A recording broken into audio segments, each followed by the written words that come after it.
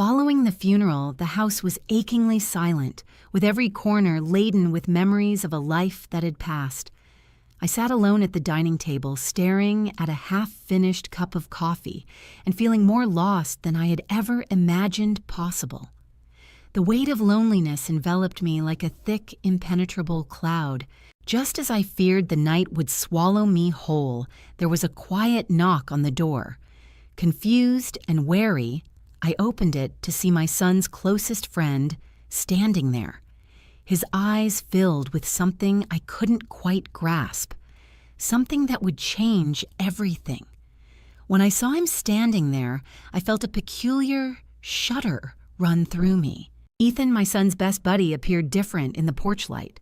He was no longer the lanky teenager who raided our refrigerator and fell asleep in the living room after long video game sessions. He stood tall, broad-shouldered, his face somber, as if he had seen the world and felt its weight. For a few moments, neither of us spoke. The night air hung between us, heavy with things left unsaid. "I'm sorry for your loss," he finally murmured, his tone deeper and more grounded than I remembered.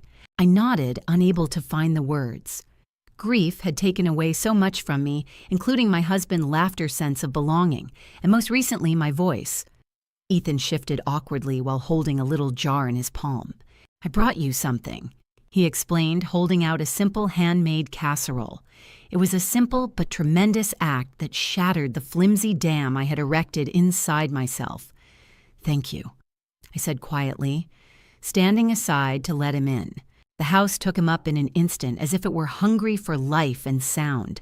He laid the dish down on the kitchen counter and looked at me, anxiety on his face. "How are you doing?" he inquired gently, his eyes probing mine in a way that made me feel seen for the first time in weeks. I gave a tight, humorless smile. My voice cracked as I said, "Surviving." Ethan hesitated for a while before doing something unexpected, reaching out and touching my hand. Not in a brief, perfunctory way, but in an anchoring, steadying manner that shot a tremor straight through my chest. I wanted to withdraw to escape into my cocoon of misery, but something inside me resisted. I needed this connection. I needed to be reminded that I was still alive.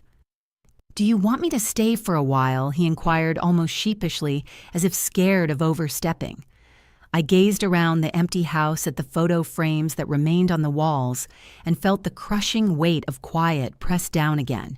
Yes, I already stated that I could think too hard about it. Please. We entered the living room, a space full of both comfort and melancholy. Ethan sat on the edge of the couch, and I snuggled up on the opposite end, pulling a throw blanket over my lap. We sat there for a few minutes, just hearing the faint hum of the refrigerator and the occasional groan of the old house settling. It was amazing how normal it seemed to have him there, like a bridge between the life I had lost and the uncertain future that awaited. We began talking about ordinary topics such as how he was doing at his new job and how the neighborhood had changed since he had been away at college. The conversation eventually moved on to more serious topics. He inquired about my husband and what I missed the most.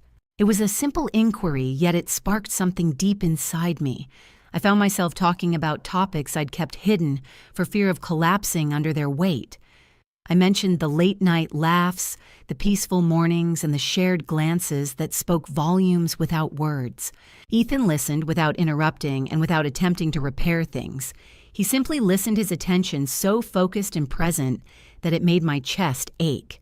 When I ran out of words, he leaned over and added, "You're allowed to miss him and still need someone." The sentence was so raw and terribly genuine that I had to close my eyes for a second to center myself. I opened them to see him even closer than before, his face veiled but his eyes bright. They lacked pity and instead showed understanding, only a subtle, silent promise of comfort. For a little time, I felt as if I was standing on the verge of something both frightening and beautiful, capable of either healing or breaking me even further. My heart thudded in my chest, uncertain, but somehow willing. It had been a long time since anyone had looked at me that way, as if I were wanted rather than pitted. My breath caught and I could feel the energy in the short space between us. And for the first time in what seemed like an eternity, I allowed myself to wonder, what if going forward did not have to imply forgetting? What if it meant discovering something new, gentle and healing among the wreckage of what had been lost? Ethan must have noticed the change in my eyes, for he smiled slowly and tentatively, carrying 1,000 implicit promises. My pulse quickened. I had no idea where this night was going, but for once I was not terrified I was alive. And I was prepared to feel again. Ethan shifted slightly, his leg brushing against mine, and the unintentional contact made my breath hitch. It would have been so simple to move away, create distance, and pretend the event had not occurred, but I didn't. I stayed there, allowing the heat from his flesh to sink into the cold, hollow areas within me. His eyes probed mine attentively, giving me every opportunity to retreat and say no. But I remained anchored to the spot, my heart beating louder than any words I could have said. Without thinking, I stretched out and delicately curled my fingers around his hand. His hand was warm, steady, and slightly calloused, in sharp contrast to the shivering vulnerability I felt inside. He answered by moving his palm upward and lacing his fingers with mine, a simple yet personal gesture that caused my throat to clench with emotion. I had forgotten what it was like to be touched in this way, not out of necessity or duty, but out of true concern and presence. Ethan moved closer, crossing the remaining distance between us. His hand reached up slowly and nervously to tuck a stray strand of hair behind my ear. His fingertips barely touched my flesh, but it sent shivers down my spine. For a long time, he just looked at me. His eyes weighted with meaning. "You are so gorgeous," he said, his voice scratchy with something dangerously close to awe. No one had spoken it to me in years, and not with such naked, unadulterated sincerity. I felt tears burn the backs of my eyes, but I blinked them away, unwilling to allow them to fall. Instead, I leaned into his contact, letting his hand caress my cheek. The world outside faded away along with the pain, loneliness, and endless parade of worthless condolences, leaving only this moment, him and me and the throbbing possibilities between us. He stepped closer, and I could feel his breath on my lips. There was a delay, a lingering hesitancy, as if he was offering me one final chance. But I didn't want it. I closed the distance by gently brushing my lips against his. The kiss began softly and tentatively, as if we were each frightened the other would pull away. But when I didn't, when I tilted my head to deepen the connection, he responded with zeal that made my heart race. His arms closed around me, pressing me against him, and for the first time in a long time, I felt truly and deeply held. The kiss became hungrier and more frantic, as if we were both attempting to make up for lost time. My palm crept up his chest, feeling the strength beneath his shirt, the solid reality of him grounding me in ways I hadn't realized I needed. He drew back just enough to gaze into my eyes, looking for any indications of regret. But all he would have discovered was yearning, a strong, obvious want, to feel alive again, to be wanted and seen. "Are you certain?" he inquired, his voice gruff and low. I nodded, unable to form words, and that was all the consent he required. He stood and gently drew me to my feet, leading me to the staircase. Every step seemed weighted with expectancy, and every glance between us was full of unspoken promises. By the time we arrived in my bedroom, my hands were trembling not from fear, but from the dizzying excitement of what was about to happen. Ethan was gentle, even reverent as he helped me out of my cardigan, his fingers brushing against my skin and sending trails of heat in their wake. He kissed the crook of my throat and the curve of my shoulder slowly, as if he wanted to savor every inch of me. I answered by running my hands through his hair and along the powerful line of his back, feeling how his muscles clenched and released under my touch. When he finally placed me down on the bed, it was with such tenderness that my heart ached. He hovered over me for a time, his gaze soaking up every detail.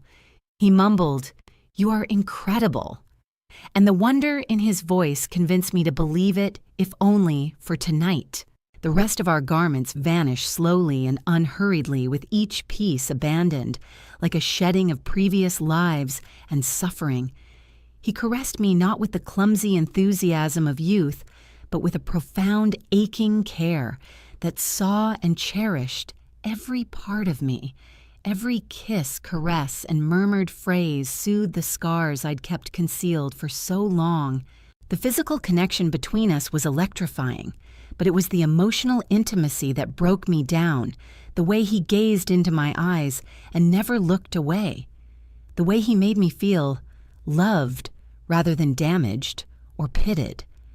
Our bodies moved in an age-old beat, a languid, sensual dance that developed until it overtook both of us.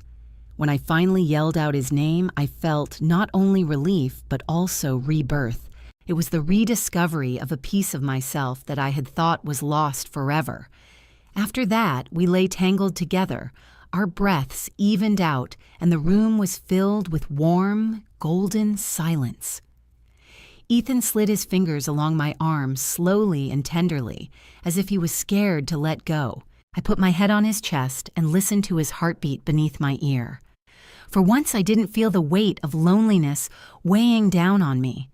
Instead, I felt warm, anchored, and held. He planted a kiss on the top of my head and said, "You are not alone anymore." I closed my eyes and allowed the truth of the words wash over me. In the course of one night, Ethan reminded me that love could take many forms and that healing, while messy and complicated, was still possible. I had spent so much time lamenting what had been lost that I had forgotten how to hope for what could yet be found. Wrapped in his arms, I finally believed that life could still be full of unexpected beauty, even after so much pain. Perhaps I was ready to find it again. The morning light stole slowly into the room, laying a lovely glow on the tangled bedding and lingering warmth from the night before. I awoke gently, half expecting to wake up alone, and half bracing for the loneliness that had become my usual companion. But Ethan was still there, his arm over me, breathing slowly and steadily against my hair. For a few while, I allowed myself to dwell in the safety of that embrace, without inquiry or doubt, just feeling. Yet even as my body relaxed against his, my mind began to unravel. Reality, as always, demanded to be acknowledged.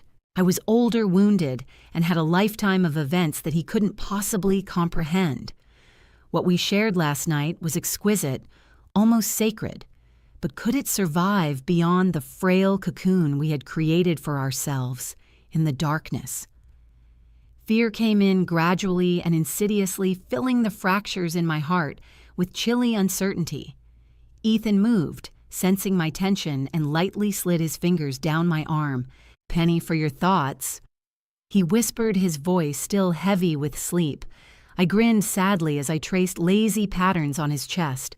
How could I tell him I was terrified, that no matter how delicate he was, a part of me believed this was only a beautiful mirage that would be shattered when morning came? I was just thinking. I continued softly, carefully selecting my words, that last night felt too good to be true. Ethan pulled my chin, gently pushing me to look into his eyes. There was no hesitancy or regret, only absolute sincerity. It was true, he stated firmly, every second of it. Still doubts loom over me. What would others think if they knew? Would they regard me as needy and sad, clutching on a fleeting touch to relieve my loneliness? Would Ethan one day wake up, look at me with fresh eyes, and see he deserved someone younger and less complicated? I tightened the blanket over me, as if to protect my heart from the coming pain. Ethan sat up, slightly resting himself on one elbow, sensing my change in posture. He smiled gently as he continued, "You're overthinking again. You do this when you're terrified." I blinked, astonished by how quickly he read me. "Maybe I'm terrified," I admitted. "You're young. You have your entire life ahead of you. I don't want to be the mistake you regret." His expression softened, and he stretched to cut my cheek. "You are not a mistake," he added, wiping away a tear that I hadn't realized had fallen. "You are the bravest and most beautiful lady I know." Last night was not spent filling a void. It was about discovering something real. I wanted to believe him. God, I wanted to believe him. However, past wounds had a habit of whispering lies in the quiet moments. I pressed my face into his palm, absorbing up his warmth and attempting to quiet the whispers of doubt within me. "What will happen now?" I whispered. "When the world returns, and it is no longer just you and me in this secure haven."